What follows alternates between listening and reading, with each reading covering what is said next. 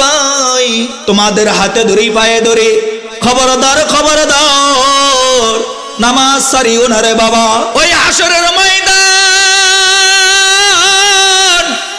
কঠিন মুসিবতের দিন, এই উভয় দল ফেরেশতা আল্লাহর কাছে হাসরের আদালতে দাঁড়ায় যাবে। আল্লাহ গো, আপনার বান্দাকে আমি নামাজ পড়তে দেখেছি, দয়া করে আপনার বান্দাকে আমি ফেরেশতার সুপারিশে ফজরের নামাজের খাতিরে বান্দাকে জান্নাত দিয়ে দেন। ইন্না কুরআনাল ফাজরি কানা মাশহুদা। আল্লাহর কোরআন বলে কিয়ামতের কঠিন এই মুসিবতে ফেরেশতাদের সাক্ষীকে ফুজি বানাইয়া যেই বান্দা ফজরের নামাজটা জামাতের সাথে পড়লো, ওই বান্দাকে ফেরেশতাদের সাক্ষী গ্রহণ কইরা জান্নাত দিয়ে দেওয়া হবে। আজান শোনে আসো যারা বিছানায়, তাদের জন্যে কান্দেন নবী মদিনায়, তাদের জন্যে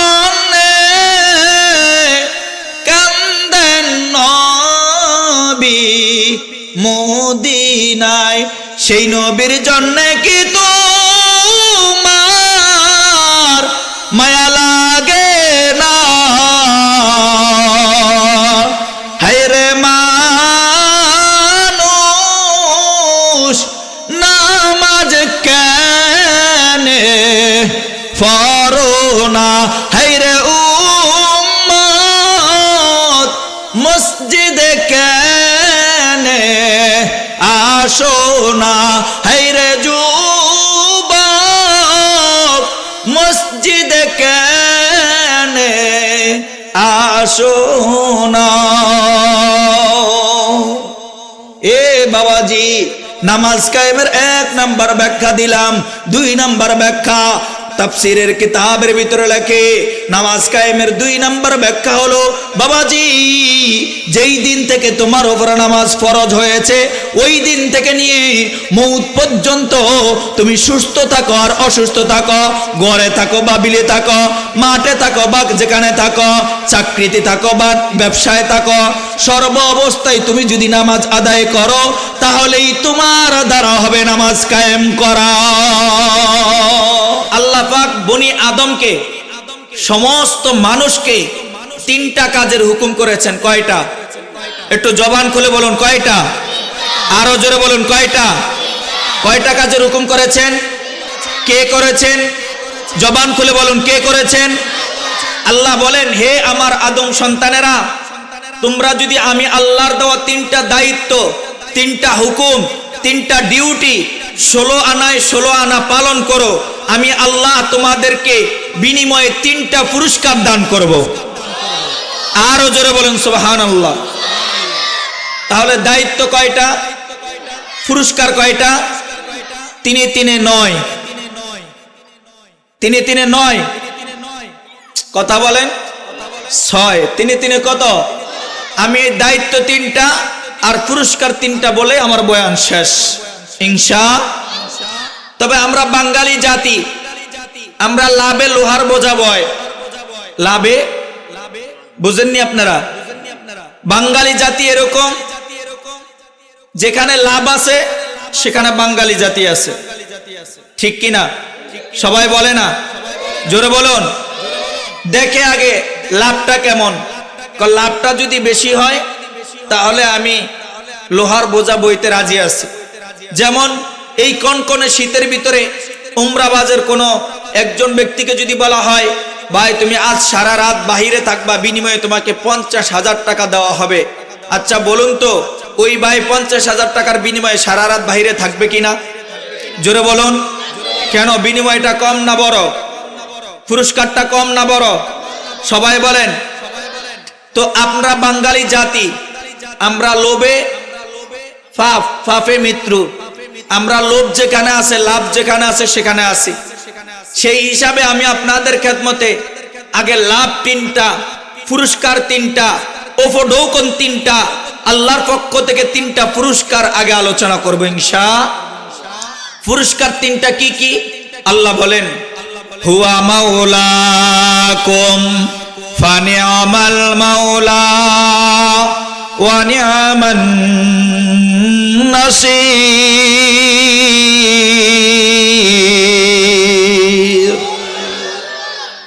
আল্লাহ বলেন, হুয়া মাওলাকুম, এ দুনিয়ার মানুষ, তোমরা যারা আমি আল্লাহর দেওয়া 3টা দায়িত্ব করা গন্ডায় 16 আনাই কি 16 আনা পালন করবে, আমি আল্লাহ তাদেরকে 3টা পুরস্কার দিব। আমি আল্লাহ যেমন মহান, আমি আল্লাহ যেমন বড়, আমি আল্লাহর পুরস্কারও তেমন বড়। আরো জোরে বলেন সুবহানাল্লাহ। পুরস্কারও আল্লাহ তেমন বড় দিবেন। প্রথম পুরস্কার কি?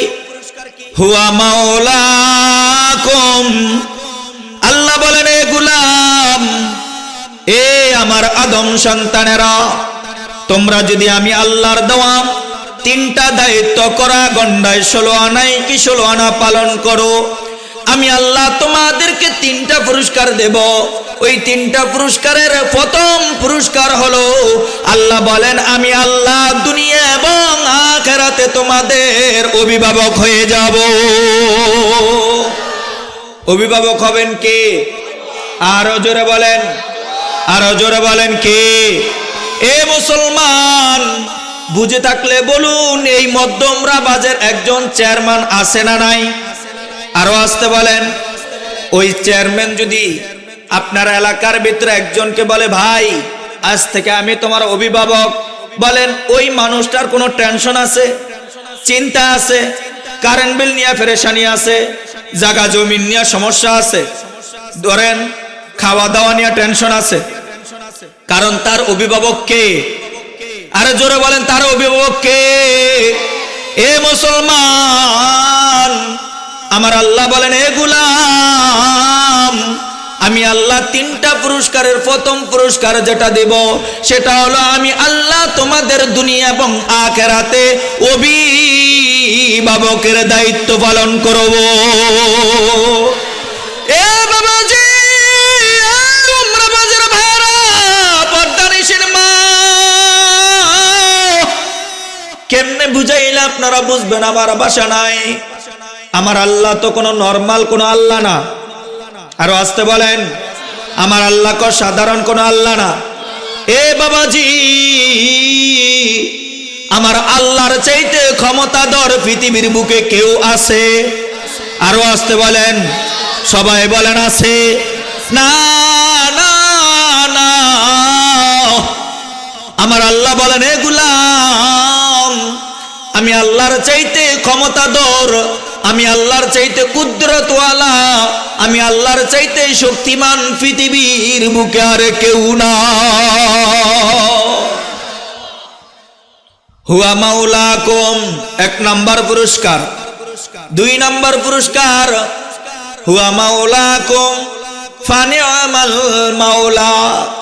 আল্লাহ বলেন, হে গোলাম, আল্লাহ ডেকে বলেন, হে গোলাম, দেখবা দুনিয়াতে কেউ যদি তোমার অভিভাবক হয়, দুনিয়াতে কেউ যদি তোমার গার্ডিয়ান হয়, দুনিয়াতে কেউ যদি তোমার দায়িত্ব পালন করে, হতে পারে তার দায়িত্বটা সাময়িক, আজ আছে কাল নাই, হতে পারে 1 বছর আছে পরের বছর নাই, হতে আছে নরমাল, হতে পারে উত্তম কোনো অভিভাবক নাই।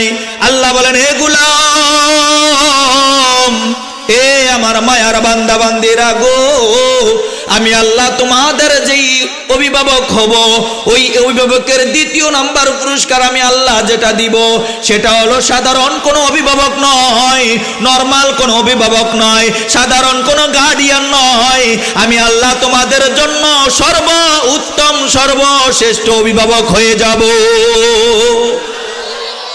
সাধারণ, জোরে বলুন, নরমাল, জোরে বলুন, আর সবাই কথা বলেন নরমাল। আল্লাহ বলেন 3 নাম্বার পুরস্কার দিতে গিয়ে আল্লাহ বলেন, ওয়া নি'মান নাসীর।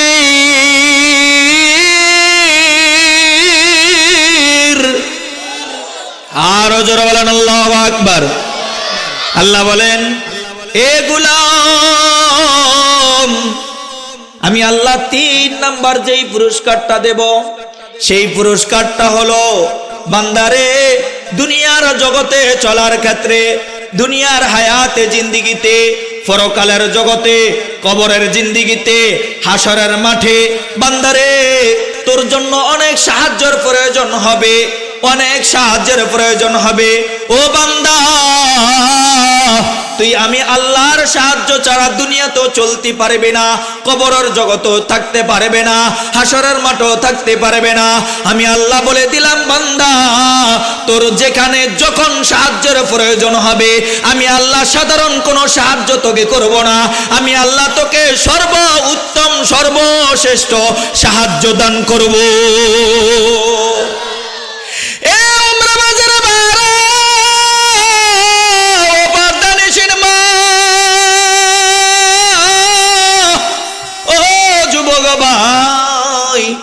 বুঝে থাকলে বলো, আমার আল্লাহ যে 3টা পুরস্কার তোমাকে আমাকে দান করবেন বলেছে, ওই 3টা পুরস্কার সাধারণ কোন পুরস্কার? আরো জোরে, নরমাল কোন পুরস্কার? ছোটখাটো পুরস্কার না রে বান্দা, না না। আল্লাহ বলেন, গোলাম, আমি আল্লাহ তোমাকে 3টা পুরস্কার দেব, এই 3টা পুরস্কার দুনিয়ার কেউ চাইলেও দিতে পারবে। আরো আসতে বলেন, পারবে? এ গোলাম, ও বাবাজি,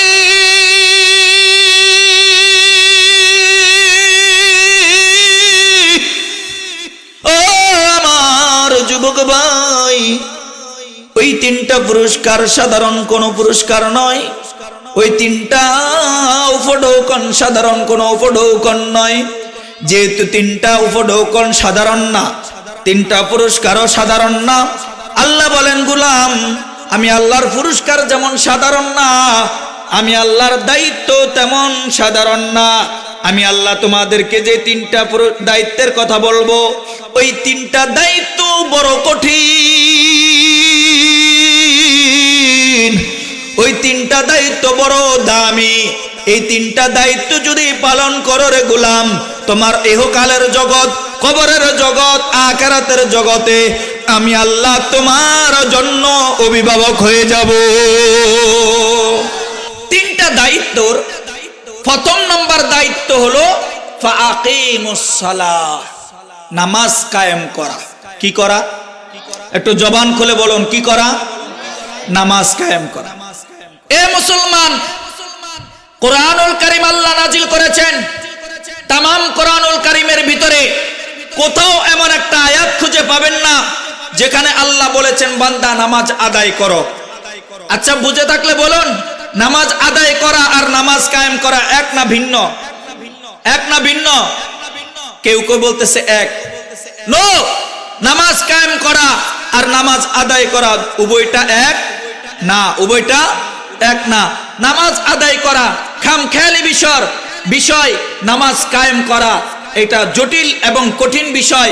কিভাবে, কেমনে, সেটাই আমি আপনাদের খেদমতে বলবো।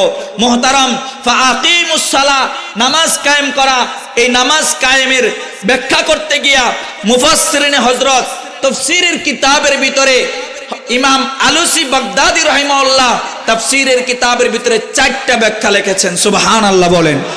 কয়টা? আরো জোরে।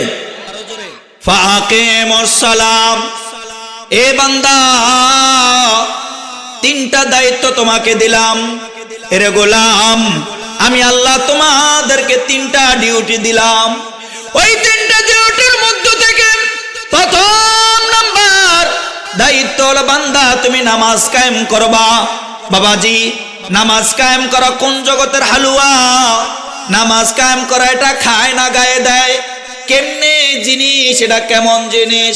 এই জন্য মুফাসসিরিন ইকরাম ব্যাখ্যা করেন, এ গোলাম, তুমি নামাজ কায়েম করবা কিভাবে?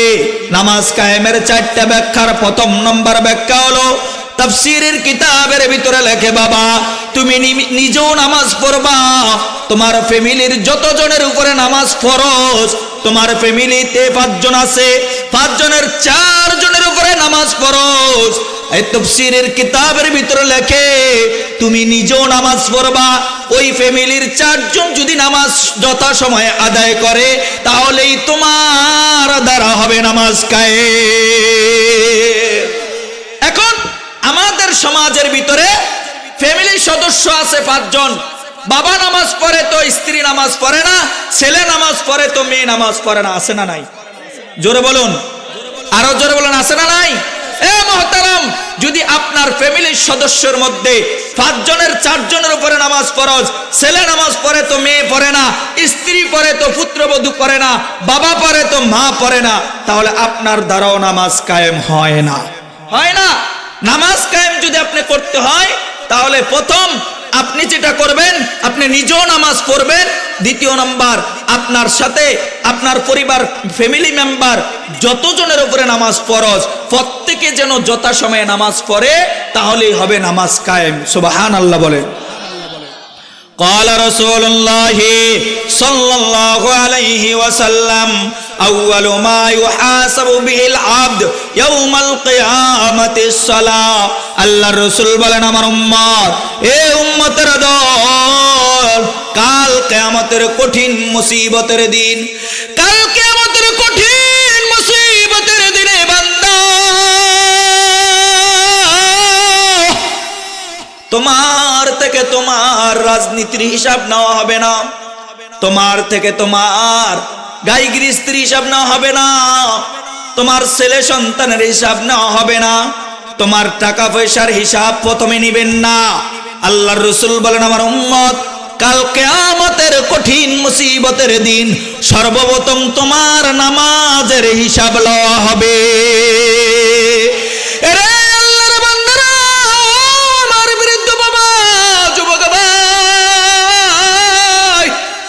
কাল কিয়ামতের কঠিন মুসিবতের দিনে তোমার যদি নামাজ পরিপূর্ণ হয়ে যায়, তোমার যদি নামাজটা ঠিক হয়ে যায়, বান্দারে, কঠিন মুসিবতের দিনে তোমার সমস্ত আমল সঠিক বলে বিবেচিত হয়ে যাবে। এই জন্য নামাজ ঠিক করা দরকার, আছে না নাই? আরো জোরে বলুন। ফ্যামিলিতে 5 জনের উপরে নামাজ ফরজ, প্রত্যেকে নামাজ পড়বো না 2-1 জনে। আরো জোরে বলেন, আর সবাই বলেন 5 জনে না 2-1 জনে। যদি সবাই মিলে নামাজ পড়েন বান্দা, তাহলেই তোমার দ্বারা হবে নামাজ কায়েম। এখন আমাদের সমাজে নামাজ কায়েম হয় না, কিন্তু একামতে টেলিভিশন হয়। কথা ঠিক কিনা? জোর বলুন। একামতে টেলিভিশন বুঝেননি আপনারা? টিভি সিনেমা আসেনি আপনাদের এলাকায়? আর এটা তখন ঘরে ঘরে, ঠিক না? ঘরে ঘরে না? কেমনে বুঝায়? টিভি সিনেমা তো ঘরে ঘরে। কেমন ঘরে? ঘরের ভিতরে যুবতী 18 বছরের মেয়ে, যুবক 24 বছরের ছেলে, পাশে আবার পুত্রবধূ, স্বামী আর স্ত্রী 2 জনে মিলে সুন্দর করে ছায়া ছবি, হিন্দি ছবি দেখে। আসেনি? আপনাদের ওমরাবাজে নাই, আমি আমার এলাকার কথা বলতেছি, আপনাদের এলাকায় আসেনি? এ মুসলমান, তুমি তোমার 18 বছরের যুবক মেয়ে পুত্রবধূকে ফাঁসে নিয়া হিন্দি ছায়া ছবি, ল্যাংডা ছবি দেখলা। বান্দারে, তোমার আকল নাই, তোমার হায়া নাই, তোমার লজ্জা নাই। আর জোরে কন, জোরে কন, সবাই বলেন ঠিক কিনা? এ বান্দা, ভাইরা, তোমার হায়া নাই, তোমার লজ্জাও নাই। যার হায়া নাই তার ঈমানও নাই। জোরে কন, জোরে কন, যার হায়া নাই তার ঈমান নাই। তোমার হায়া গেল কোথায়? তুমি তোমার পুত্রবধূ 18 বছরের যুবতী মেয়ে, 24 বছরের যুবক ছেলে নিয়া ডান পাশে বাম পাশে মিলে বসে সুন্দর করে হিন্দি ছায়া ছবি দেখো, ল্যাংডা ছবি দেখো, তোমার কাণ্ড জ্ঞান নাই। কথা বলেন, হায়া দরকার আছে না নাই? হায়া থাকা দরকার আসেনি? এ মুসলমান বাবাজি, আমি লম্বা করার সুযোগ নাই। প্রথম নাম্বার ব্যাখ্যা, ফাকিমুস সালাহ। প্রথম নাম্বার ব্যাখ্যা, বাবা তুমি নামাজ পড়বা, তোমার স্ত্রীও নামাজ পড়বে, তোমার মেয়ে নামাজ পড়বে, তোমার ছেলে নামাজ পড়বে, তোমার পুত্রবধূ নামাজ পড়বে, তোমার নাইনাতকুর ফ্যামিলির সদস্য প্রত্যেকে মিলে যদি নামাজ আদায় করো, তাহলে এটাই হবে নামাজ কায়েম করা। কথা বলেন ঠিক কিনা? এখন আমাদের সমাজের মধ্যে অনেক সময় এরকম হয় রে বাবা, জোহরের নামাজ পড়ে, আসরের নামাজ পড়ে, মাগরিব পড়ে, এশাও পড়ে, কিন্তু এই শীতের রজনীতে ফজরের খবর নাই। আসেনি? আরো জোরে কোন, আসেনি? ফজরের নামাজের খবর নাই। এ বান্দা, তুমি যদি জানতা ফজরের নামাজ কত বড় দামি, তুমি যদি জানতে ফজরের নামাজ কত বড় দামি বান্দা, তাহলে তুমি সারা রাত না ঘুমায়া ফজরের নামাজের অপেক্ষায় থাকতা। তোমাদেরকে বুঝায়া যায়, আল্লাহ পাক তার কালামে পাকের সূরাতুল বনী ইসরাইলের ভিতরে বলেন, ইন্না কুরআনাল ফাজরি কানা মাশহুদা। আল্লাহ তাআলা বলেন, এ বান্দা জানো ফজরের নামাজটা কত দামি, ফজরের নামাজটা কত ইম্পর্টেন্ট, ফজরের নামাজটা কত গুরুত্বপূর্ণ। বান্দারে, আমার এই দুনিয়া কুল কায়নাতকে বেষ্টন করার জন্য পরিচালনা করি আমি আল্লাহ, তবে আমার নূরের তৈরি ফেরেশতারা এরা দেখাশোনা করে। তামাম দুনিয়া আমার ফেরেশতারা দেখাশোনা করে। আমার ফেরেশতাদের মধ্যে দুইটা শিফটি আছে, একটা দল রাত্রে ডিউটি পালন করে, আরেকটা দল দিনের ডিউটি পালন করে। সুবহানাল্লাহ বলেন। এ আমার গোলাম, এ আমার বান্দা বান্দি, ওই দুই দল ফেরেশতাদের মধ্যে একটা দল ফেরেশতা রাত্রে ডিউটি পালন করে, আর একটা ফেরেশতা দিনের ডিউটি পালন করে। রাত্রের ফেরেশতারা আসরের নামাজের সময় দুনিয়াতে আসে, সারা রাত ডিউটি পালন করে। ফজরের নামাজের যখন ওক্ত হয়, বান্দা যখন ফজরের নামাজ পড়ার জন্য মসজিদে যায়, ওই রাত্রের ডিউটি পালন করনেওয়ালা ফেরেশতারা বান্দাদের সাথে ফজরের নামাজ পড়ে আরশে আউজিমে চলে যায়। দিনের ডিউটি যেই সমস্ত ফেরেশতারা পালন করবে, ওই সমস্ত ফেরেশতারা সবে সাদেকের সময় দুনিয়াতে আসে। আসার পর ফজরের নামাজ বান্দাদের সাথে জামাতে পড়ে, তারা সারা দিন ডিউটি পালন করে, আসরের নামাজ পড়ে আরশে আউজিমে চলে যায়। এ বাবা, বুঝে থাকলে বলুন, উভয় ফেরেশতারা ফজরের নামাজের মুসল্লিদের সাথে নামাজ পড়লো কিনা? আরো আসতে বলেন, পড়লো কিনা? এ বাবাজি,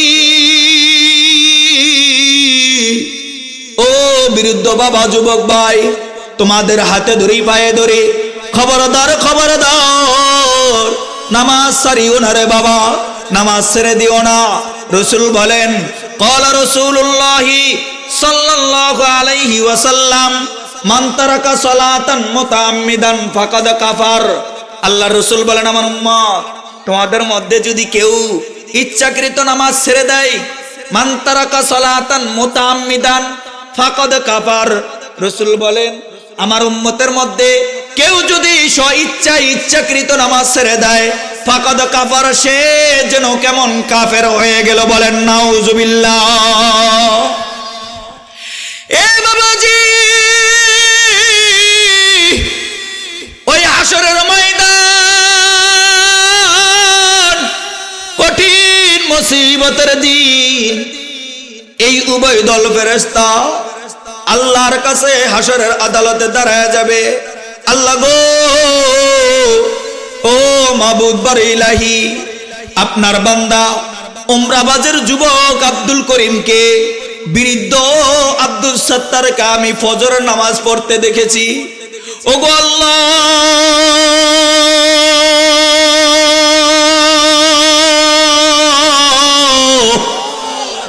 ও দয়ার মালিক, আপনার বান্দা আব্দুল করিম রহিমা বেগম আব্দুল সত্তারকে ফজর নামাজ পড়তে দেখেছি গো আল্লাহ। বারে ইলাহি, আজকে এই কঠিন মুসিবতের দিনে আপনি আপনার বান্দা আব্দুল করিম আব্দুল সত্তারকে জাহান্নামে দিও না আল্লাহ গো। আপনার বান্দাকে আমি নামাজ পড়তে দেখেছি, দয়া করে আপনার বান্দাকে আমি ফেরেশতার সুপারিশে ফজরের নামাজের খাতিরে বান্দাকে জান্নাত দিয়ে দেয়। ইন্না কুরআনাল ফাজরি কানা মাশহুদা। আল্লাহর কোরআন বলে কিয়ামতের কঠিন এই মুসিবতে ফেরেশতাদের সাক্ষীকে ফুজি বানাইয়া যেই বান্দা ফজরের নামাজটা জামাতের সাথে পড়লো ওই বান্দাকে ফেরেশতাদের সাক্ষী গ্রহণ কইরা জান্নাত দিয়ে দেওয়া হবে। কিন্তু বড় দুঃখ মুসিবত, আজকে ফজরের নামাজে মুসল্লি পাওয়া যায়, আসরে পাওয়া যায়, মাগরিবে পাওয়া যায়, এশার পাওয়া যায়, ফজরের খবর নাই। জোরে কোন, জোরে কোন, আরো জোরে বলেন ঠিক কিনা। এ বাবাজি, তোমার উমরাবাজ মসজিদের মুয়াজ্জিন যখন ফজরের আজান দেয়, আসসালাতু খায়রুম মিনান নাওম, ঘুম থেকে, আর সবাই বলেন না ঘুম থেকে, একা থেকে জামাত ভালো, বলেন ঘুম থেকে নামাজ ভালো। আর সবাই জবান খুলে বলেন না ঘুম থেকে নামাজ ভালো, একা থেকে জামাত ভালো, ঘর থেকে মসজিদ ভালো। বলেন সবাই ঘর থেকে মসজিদ ভালো। কিন্তু গোলাম, ফজরের আজান যখন মুয়াজ্জিন মসজিদের মাইকে এলান করে আসসালাতু খায়রুম মিনান নাওম, ঘুম থেকে নামাজ ভালো, তুমি বলো না আরে মুয়াজ্জিন এই শীত কুয়াশার ভিতরে ঠান্ডা ঠান্ডা পানি দিয়ে আমি উজু করতে পারতাম না, অতএব সুন্দর করে লেফটারে টাইনা, বুঝেন না আপনারা, সুন্দর করে লেফটারে টাইনা মাথার নিচে চাপ দিয়ে ধইরা পায়ের নিচে চাপ দিয়া মুয়াজ্জিনের আজানের প্রতি উত্তরে বলে না রে মুয়াজ্জিন না, ঘুম থেকে নামাজ ভালো না, বলকে নামাজে থেকেই ঘুম ভালো। চিৎকার করে বলেন নাউজুবিল্লাহ। আজান শোনে আসো যারা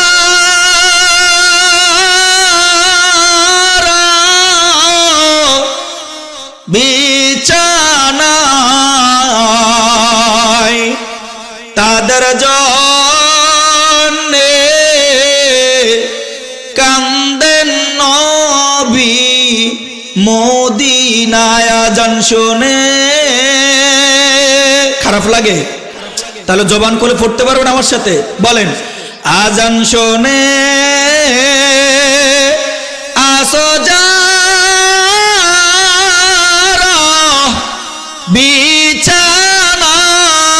বিছানায়, তাদের জন্যে কান্দেন নবী মদিনায়, তাদের জন্যে কান্দেন নবী মদিনায়। সেই নবীর জন্যে কি তোমার মায়া লাগে না? হায়রে মানুষ নামাজ কেনে পড়ো না? হায়রে উম্মত মসজিদে কেনে আসো না? হায়রে যুবক মসজিদে কেনে আসো না? এ বাবাজি, নামাজ কায়েমের 1 নাম্বার ব্যাখ্যা দিলাম। 2 নাম্বার ব্যাখ্যা, তাফসীরের কিতাবের ভিতরে লেখে নামাজ কায়েমের 2 নম্বর ব্যাখ্যা হলো, বাবাজি যেই দিন থেকে তোমার উপরে নামাজ ফরজ হয়েছে ওই দিন থেকে নিয়ে মৌত পর্যন্ত তুমি সুস্থ থাকো আর অসুস্থ থাকো, ঘরে থাকো বা বিলে থাকো, মাঠে থাকো বা যেখানে থাকো, চাকরিতে থাকো বা ব্যবসায় থাকো, সর্ব অবস্থায় তুমি যদি নামাজ আদায় করো তাহলেই তোমার দ্বারা হবে নামাজ কায়েম করা। নামাজ কায়েমের 2 নম্বর ব্যাখ্যা হলো, আপনি যে এক অবস্থায় থাকেন, সুখে থাকেন আর দুঃখে থাকেন, ঘরে থাকেন আর বাইরে থাকেন, মাঠে থাকেন আর ব্যবসায় থাকেন, দোকানে থাকেন আর নদীতে থাকেন, সর্ব অবস্থায় যদি আপনি নামাজ আদায় করেন তাহলে আপনার দ্বারাই হবে নামাজ কায়েম। সুবহানাল্লাহ। এটা হল 2 নম্বর ব্যাখ্যা। 3 নম্বর ব্যাখ্যা বাবাজি, নামাজ কায়েমের 3 নম্বর ব্যাখ্যা মুফাসসিরিনে ইকরাম লেখেন, নামাজের 2টা দেহ, একটা হলো বাহ্যিক আর একটা হলো ভিতরগত অভ্যন্তরীণ বাতিনি। একটা হলো বাহ্যিক অঙ্গ প্রত্যঙ্গ, যেমন তোমার নামাজের ভিতরে থাকবে, অর্থাৎ হাত উঠাইবা, হাতটা কিবলার দিকে থাকবে, দৃষ্টি সিজদার দিকে থাকবে, অর্থাৎ তোমার নামাজের বাহ্যিক সুরত যেমন নামাজের ভিতরে থাকবে অঙ্গ প্রত্যঙ্গ। এ বান্দা, নামাজের একটা বাতিনি বিষয় আছে, কলব আসেনি? জোরে কোন, আরো জোরে, আসেনি? আল্লাহ তাআলা বলেন, আকিমিস সালাতা লিযিকরি। বান্দা, আমি আল্লাহকে স্মরণ করে করে করে করে নামাজ পড়ো, অর্থাৎ তোমার বাহ্যিক অঙ্গ প্রত্যঙ্গ যেমন নামাজের ভিতরে থাকবে, ঠিক তোমার বাতিনি কলবটাও ধ্যান খেয়াল এমন ভাবে তুমি নামাজ পড়বা যেন আমি আল্লাহকে তুমি দেখতে পাও। সুবহানাল্লাহ। আর আস্তে কোন, সবাই জবান খুলে বলেন সুবহানাল্লাহ। ক্বালা রাসূলুল্লাহি সাল্লাল্লাহু আলাইহি ওয়াসাল্লাম, আনতা আবুদাল্লাহা কাআন্নাকা তারা ফাইন লাম তাকুন তারাহু ফাইন্নাহু ইয়ারাক। আল্লাহর রাসূল বলেন, আমার উম্মত, আমার উম্মত, তুমি ইবাদত এমন ভাবে করবা যেন তুমি আল্লাহকে দেখতে পাও। সুবহানাল্লাহ বলেন। আল্লাহর রাসূল বলেন, আমার উম্মত, উম্মতের দল, তুমি এমন ভাবে নামাজ পড়বা, এমন ভাবে ইবাদত করবা যেন তুমি ইবাদতের মধ্য দিয়ে কাকে দেখতে পাও। আরো আস্তে বলেন, জবান খুলে বলেন, কাকে? আমার উম্মত, যদি তোমার কলবের অবস্থা এরকম না হয়, যদি তোমার কলবের পরিস্থিতি এরকম না হয়, অর্থাৎ তুমি নামাজের মাধ্যমে আল্লাহকে দেখতে পাও না, তবে কমসে কম তুমি কল্পনা করো, অন্তরে অন্তরে ধারণা করো যেন আমার মালিক আমাকে দেখতেছে। কে দেখতেছেন? আরো জোরে। বাবাজি, কেমনি বুঝাইলে আপনারা বুঝবেন, এই জন্য একটা ঘটনা বলি। রাসূল আরবি সাল্লাল্লাহু আলাইহি সাল্লামের ফ্যামিলির মধ্যে একজন মহিলা এশার নামাজ আদায় করছেন। এশার নামাজ আদায় করে আল্লাহর বান্দি সালাতুল লাইল, তাহাজ্জুদ নামাজের নিয়তে দাঁড়ায় গেছেন। আল্লাহু আকবার। কিসের নামাজ? আরো জোরে সবাই বলেন, তাহাজ্জুদ নামাজ। বাবাজি, আল্লাহর বান্দি তাহাজ্জুদ নামাজে দাঁড়ায় গেছেন। আল্লাহর বান্দি তাহাজ্জুদ নামাজে দাঁড়ানোর পর তেলাওয়াত করতেছেন, আলহামদুলিল্লাহি রাব্বিল আলামিন আর রহমানির রহিম মালিকি ইয়াউমিদ্দিন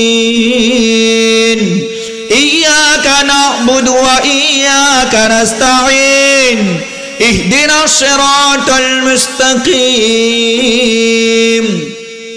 সিরাতাল লাযীনা আন'আমতা আলাইহিম গায়রিল মাগদুবি আলাইহিম ওয়ালাদ-দাল্লিন।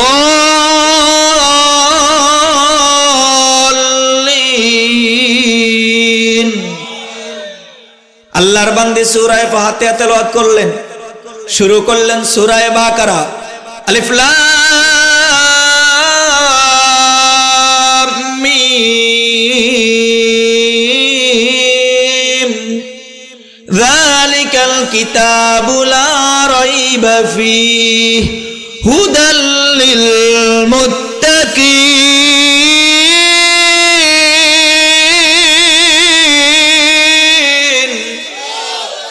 আরো জোরে বলেন আল্লাহু আকবার। আল্লাহর বান্দি সূরা বাকারা শুরু করছেন, সূরা বাকারা তেলাওয়াত করতেছেন। এ বাবাজি, ও পর্দার আড়ালের মা, তুমিও নামাজ পড়ো, আর আল্লাহর নবীর ফ্যামিলির মেয়েরাও নামাজ পড়েছে, মহিলারাও নামাজ পড়েছে। এ বাবাজি, তুমিও নামাজ পড়ো, তারাও নামাজ পড়েছে, দেখো তারা কেমন ভাবে নামাজ পড়েছে।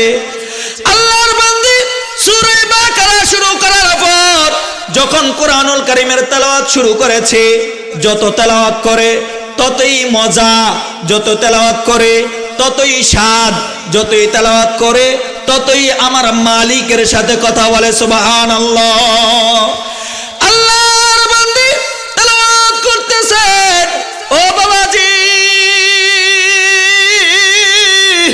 আল্লাহর বান্দি যতই তেলাওয়াত করে ততই মজা বাড়ে, কারণ আল্লাহর বান্দি কোরআনের মানা বুঝে, কোরআনের তরজমা বুঝে, কোরআনের ব্যাখ্যা বুঝে। আপনিও নামাজ পড়েন, আমিও নামাজ পড়ি, আমাদের নামাজের ভিতরে মজা লাগে না, স্বাদ লাগে না। কেন? কারণ আমরা কোরআনের অর্থ বুঝি না। কথা বলেন ঠিক কিনা? হাফতে দরিয়া গরনা ভূষম তরনা গর দাদা জানে মন, হাফতে দরিয়া গরনা ভূষম তরনা গর দাদা জানে মন, শরবতে দিদারে বায়াদ আজলাবে মাহবুবে মান, শরবতে দিদারে বায়াদ আজলাবে মাহবুবে মান। আল্লাহর বান্দি তেলাওয়াত করতেছেন, যত তেলাওয়াত করে ততই মজা বাড়ে, যত তেলাওয়াত করে ততই মজা বাড়ে। আল্লাহর বান্দি সূরা বাকারা শেষ, সূরা আলে ইমরান শুরু, সূরা আলে ইমরান শেষ, সূরা নিসা শুরু, সূরা নিসা শেষ, সূরা মায়েদা শুরু, সূরা মায়েদা শেষ, সূরা আনফাল শুরু, সূরা আনফাল শেষ। যত তেলাওয়াত করে ততই মজা বাড়ে, আর যত মজা বাড়ে ততই কল্পনা করে আর একটু তেলাওয়াত করে তারপরে সিজদায় যাব। আল্লাহর বান্দি তেলাওয়াত করতে করতে এক পর্যায়ে মুয়াজ্জিন সাহেব ফজরের আজান দিয়া দিছে।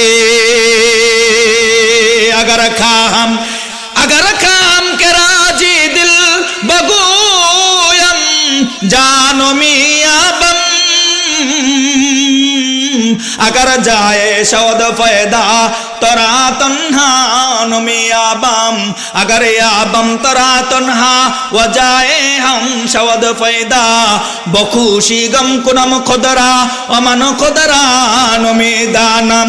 कवि आरो बोलेन, मैं सूरत यूसुफ को नहीं चाहने वाला, मैं सूरत यूसुफ को नहीं चाहने वाला, मैं कायस के मानिंद नहीं आशिक लैला, मैं आशिक मौला हो मेरा इश्क दीवाना, मैं आशिक मौला हो मेरा इश्क दीवाना। ये जुमला जहां जिसकी तजल्ली से उजाला, ये जुमला जहां जिसकी तजल्ली से उजाला। अल्लाहु আকবার। আল্লাহর বান্দি যতই তেলাওয়াত করে ততই মজা বাড়ে। আল্লাহর বান্দি তেলাওয়াত করার শেষ হইতে না হইতে মুয়াজ্জিন আজান। আল্লাহর বান্দি দ্রুত গতিতে নামাজ শেষ করে আল্লাহকে ডেকে বলে আল্লাহ।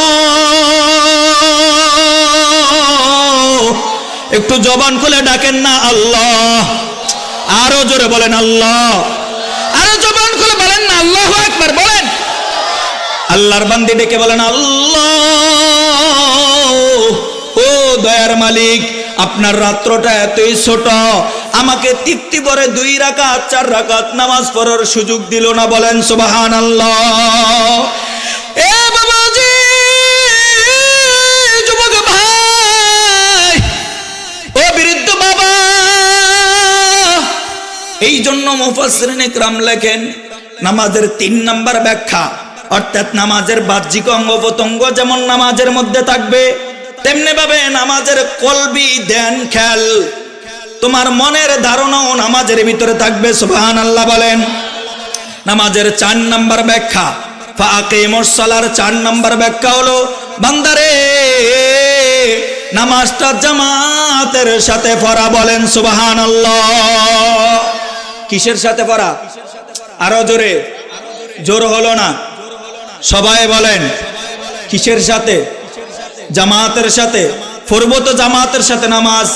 এ বাবা, এটা হলো আপনার আমার নামাজ কায়েমের চারটা ব্যাখ্যা বললাম। তাহলে ডিউটি কয়টা, দায়িত্ব কয়টা? প্রথমটা কি বলেন সবাই? নামাজ কায়েম করা। নামাজ কায়েমের কয়টা ব্যাখ্যা? চারটা ব্যাখ্যা। এ বাবা, দ্বিতীয় নম্বর দায়িত্ব ফাকিমুস সালাতা ওয়া আতুজ যাকাত। দ্বিতীয় নম্বর দায়িত্ব হলো আল্লাহ আপনাকে সম্পদ দিয়েছেন, আল্লাহ আপনাকে মালের মালিক বানিয়েছেন, আল্লাহ আপনাকে ধন সম্পদ দিয়েছেন, টাকা পয়সা দিয়েছেন। যদি আপনার উপর যাকাত ফরজ হয়, নেসাব পরিমাণ মাল হয়, আপনি সেখান থেকে যাকাত আদায় করবেন। সুবহানাল্লাহ বলেন। কি আদায় করবেন? এ বাবা, যাকাতের দুইটা অর্থ। এক নাম্বার, যাকাত মানে পবিত্রতা। যাকাত মানে কি? আরো জোরে বলেন। যাকাত মানে পবিত্রতা। বান্দারে, তুমি যদি তোমার মালের যাকাত দাও, তুমি যদি তোমার ধন দৌলতের যাকাত দাও, তুমি যদি তোমার টাকা পয়সার যাকাত দাও, তোমাকে পবিত্র করবেন কে? আরো আসতে বলেন, সবাই বলেন, তোমাকে পবিত্র করবেন কে? মালকে পবিত্র করবেন কে? এখন আপনি বলেন, হুজুর, আমার উপার্জিত টাকা, আমার উপার্জিত ধন দৌলত আমি দেব না, আমার উপার্জিত টাকা পয়সা আমি দেব না। কেন দেবেন না বাবাজি? এ বাবা, তুমি যদি দাও, তোমার মালকে পবিত্র করবেন কে? তোমাকে পবিত্র করবেন কে? এখন আপনারা বলবেন, হুজুর, আমার উপার্জিত টাকা আমি খামু, সমস্যা কি? সমস্যা তো একটা উদাহরণ দেই বাবাজি। আপনাদের চেয়ারম্যান বাজারে ফার্মের মুরগি পাওয়া যায়নি? কত টাকা কেজি? কত? 150 টাকা। আচ্ছা, বুঝে থাকলে বলুন, ফার্মের মুরগির ভিতরে পায়খানা আসেনি? আরো আসতে বলেন, পায়খানার কেজি কত? যে হুজুর, আপনি আমার ওস্তাদের মতো, আপনার কষ্ট দিন, আপনি কয়ে কষ্ট চুপ থাকে। ফার্মের মুরগির কেজি যদি 150 টাকা হয়, ভিতরে যে পায়খানা আছে সেটার কেজি কত? আরো আসতে বলেন, সবাই বলেন। 150।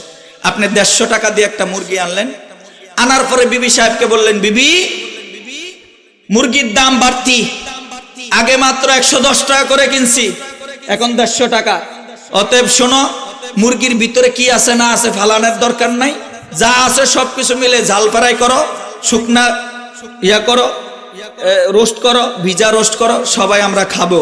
কি বলেন, আপনি খাবেন? কেন? কেন খাবেন না? কেন খাবেন না? এ বাবা, মুরগির ভিতরে যে পায়খানা আছে, নারী বুড়ি আছে, পায়খানা নারী বুড়ি, এগুলা তোমার খাবার না। কথা বলেন বাবাজি। হাসির কথা বলতে চাই নাই, মুরগির ভিতরে যে নারী বুড়ি আছে, পায়খানা আছে, এগুলা তোমার বাড়ির পোষা বিড়ালের খাবার। আর কথা বলেন, মাথা নারায়ণকে জবান দিয়ে বলেন, পোষা বিড়ালের খাবার, কুকুরের খাবার, কাকের খাবার, মুরগির খাবার, ইঁদুরের খাবার, ঠিক না? এখন আপনি যদি খান, এই ফসা গলা যদি পায়খানা নারী বুড়ি খান, দেখবেন কয়দিন পর আপনার কিডনি নষ্ট, ঠিক না? ফ্যাট নষ্ট, লিভার নষ্ট। বাবাজি, কি বুঝলেন?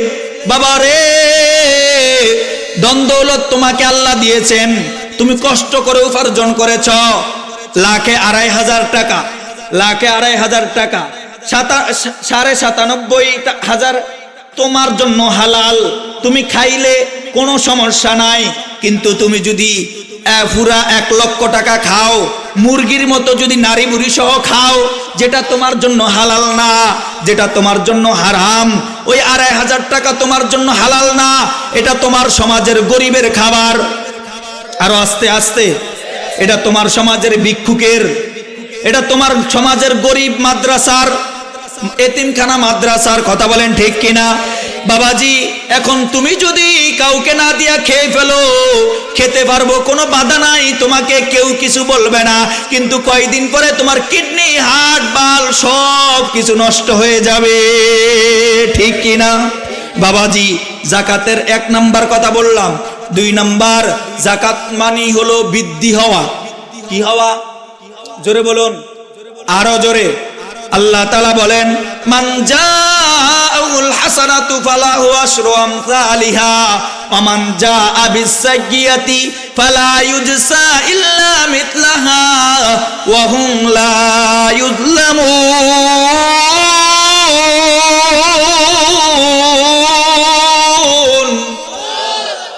আল্লাহ তাআলা বলেন এ বান্দা তুমি যদি আমার রাস্তায় 1 টাকা দান করো, কয় টাকা? আরো আসতে বলেন, সবাই বলেন কয় টাকা? জোর হলো না, আরো জোরে, আরো জবান খুলে বলেন কয় টাকা? আল্লাহ বলেন বান্দারে তুই যদি আমার রাস্তায় 1 টাকা ব্যয় করস, ওই 1 টাকার বিনিময়ে আমি আল্লাহ তোকে 10টা টাকা দান করব। এ বাবাজি কেমনে বুঝাইলে আপনারা বুঝবেন আমার ভাষা নাই, একটা ঘটনা বুঝে আপনাদের থেকে বিদায় নেই, এখানেই শেষ করে দিতে চাই। বাবাজি হযরত আলী রাদিয়াল্লাহু তাআলা আনহু একদিন ঘরের থেকে বের হবেন, আম্মা জান ফাতেমা ডেকে বলেন স্বামী গো আমি বড় অসুস্থ, আমার আনার খেতে মনে চায়, গায়ে জ্বর সর্দি, আনার খেতে মনে চায়, স্বামী পারবেন নি আমার জন্য একটা আনার আনতে? হযরত আলী চলে গেলেন কাজের সন্ধানে। হযরত আলী কাজ করতে গেলেন, সারা দিন কাজ করলেন, সন্ধ্যাবেলায় মদিনার বাজার থেকে একটা আনার ক্রয় করলেন। আনার ক্রয় করে হযরত আলী বাসার দিকে যাবেন, প্রতিমধ্যে একজন ভিক্ষুক হযরত আলীর কাছে হাত পাইতা বলে ও গো আলী আজ 2-3 দিন আমার পেটে কিছু পড়ে নাই, দানা পড়ে নাই, আলী গো আমি বড় ভিক্ষুক, পেটের ভিতরে বড় খিদা, তোমার কাছে কিছু আসেনি, আমাকে কিছু দিবানি? হযরত আলীর কাছে যখন হাত পাচ্ছে হযরত আলী আল্লাহ তাআলার একটি আয়াত ওয়া আম্মাসাইলা ফালা তানহার, আল্লাহ তাআলা বলেছেন হে দুনিয়ার গোলাম তোমাদের কারো কাছে কেউ যদি হাত পাতে তোমার সামর্থ্য থাকলে তাকে খালি হাতে ফিরায়ও না। আল্লাহু আকবার। হযরত আলী এই আয়াতের দিকে লক্ষ্য করে হযরত আলী আনারটাকে কাটলেন, কাইটা অর্ধেক ভিক্ষুকের দিলেন আর অর্ধেক হযরত আলী নিয়ে চলতেছেন। হঠাৎ করে ভিক্ষুক অর্ধেক আনার খায়া আবার আলীর সামনে দাঁড়াইছে। আল্লাহু আকবার বলেন। আবার আলীর সামনে দাঁড়ায় বলে আলী গো